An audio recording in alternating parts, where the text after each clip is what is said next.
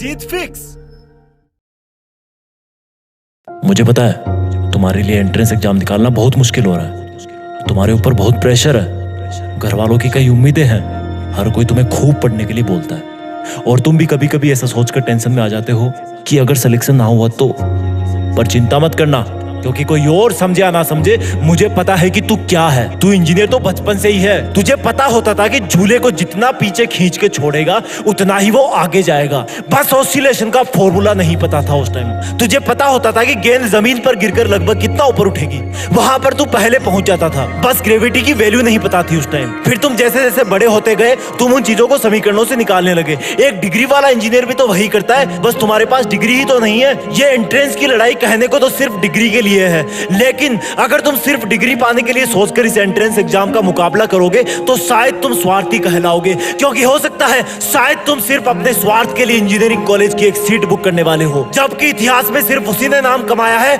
जिसने टेक्नोलॉजी को, इंजीनियरिंग को सिर्फ और सिर्फ इंसानियत को आगे बढ़ाने के लिए यूज किया है। अगर तुम असली इंजीनियर हो तो इंजीनियर की डिग्री लेने से पहले इंजीनियर की इस क्वालिटी को सीखो। इंजीनियर दुनिया को कुछ नया देने के लिए सीखता है और तुम्हारा मेन फोकस सिलेक्शन पर नहीं, ज्ञान हासिल करने पर होना चाहिए। साइंस के समीकरणों को प्रैक्टिकल लेवल पर समझने की जरूरत होनी चाहिए। जिस चार दीवारी में तुम अभी बैठकर एंट्रेंस के लिए तपस्या कर रहे हो, तुम यहाँ पर बस कुछ वक्त के लिए हो, सिर्फ कुछ महीने बस।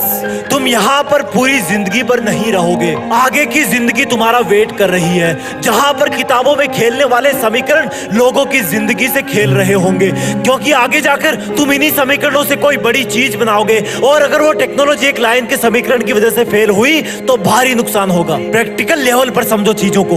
अगर तुम टॉप के 1% इंजीनियर्स में आना चाहते हो तो तुम्हें वो सब करना होगा जो 99% स्टूडेंट्स नहीं कर सकते हैं। हर एक बड़ी चीज तब तक इम्पॉसिबल लगती है जब तक कि वो मिल ना जाए। इतिहास में बहुत सबूत है, इंसान का हवा में तैरना मुश्किल था लेकिन हुआ, चांद पर जाना मुश्किल था लेकिन गए।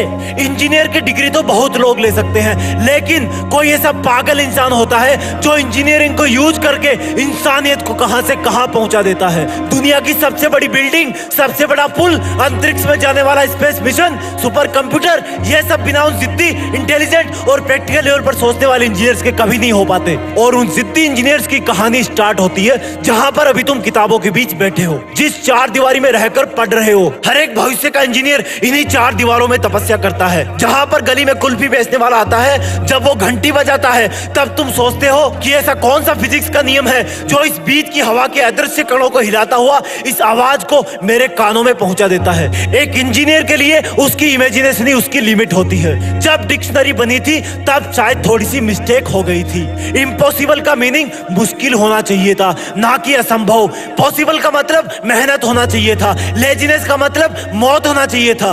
लेकिन शायद ऐसा इसलिए नहीं हुआ कि अगर सब लोग ये समझ जाते तो फिर हर तरफ इंजीनियर्स की मशीन ही होती। इसलिए शायद इन शब्दों के मीनिंग का रहस्य इंजीनियर्स के लिए छोड़ा गया। तुम एक तपस्वी हो, आग में मेहनत का घी डालते रहो, लेकिन कभी ये मत सोचना कि अगर मेरा आईआईटी में सिलेक्शन हो गया तो ये करूंगा, अगर मेरा सिलेक्शन आईआईटी में नहीं हुआ तो मैं ये कर लूंगा। चाहे तुम पास हो जाओ चाहे फेल हो जाओ, दोनों वक्त इस वीडियो को आकर दोबारा देखना, मतलब समझ में आ जाएगा। रिजल्ट चाहे कुछ भी हो, कॉलेज चाहे तुम्हें कोई सी भी मिले, तुम्हें स्टेबल रहना सीखना है, तुम्हें स्थिर रहना है। क्योंकि समुद्र जितना गहरा होता है उतना ही वो ऊपर से शांत दिखाई देता है, और जब उस समुद्र में सुनामी आती है तब उसका असली रूप सामने आता है। मेहनत इतनी गंभीरता से करो कि उसका नतीजा इस भौतिक दुनिया में सुनामी ला दे। सिर्फ तुम्हारा और तुम्हारा पढ़ा हुआ ही तुम्हें एंट्रेंस में मार्क्स दिलाएगा। हर इक्वेशन को बाद के लिए छोड़ना बंद करो। अगर इक्वेशन समझनी है तो आज है और अभी है। एक इंजीनियर के लिए एक सेकंड का करोड़वा हिस्सा भी मायने रखता है। आम लोगों के लिए दिन का मतलब 24 घंटे होता है। थोड़े ज्यादा पढ़े लिखे इंसानों के लिए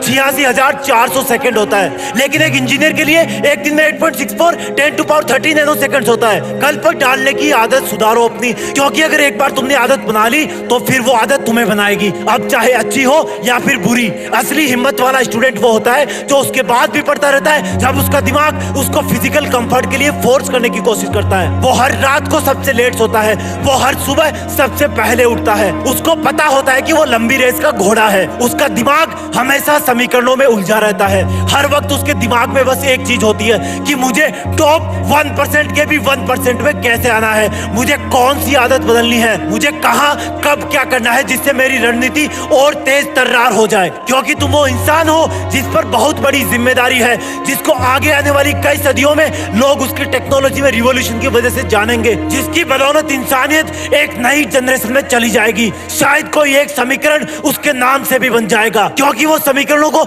एग्जाम और डिग्री से ऊपर उठकर प्रैक्टिकल लेवल पर सोचेगा। और जब तुम्हारी मंजिल तुम्हारी सांसों जितनी जरूरी हो जाएगी, तब तुम्हारी सांसें सिर्फ मेहनत करने के लिए ही चलेगी। तब एक उगते हुए नारंगी सूरज को दुनिया देखेगी, वो उसके रंग में लाल हो जाएगी। लोग सिर्फ यही कहेंगे कि यह है असली इंजीनियर। जय हिंद, वंदे मातरम।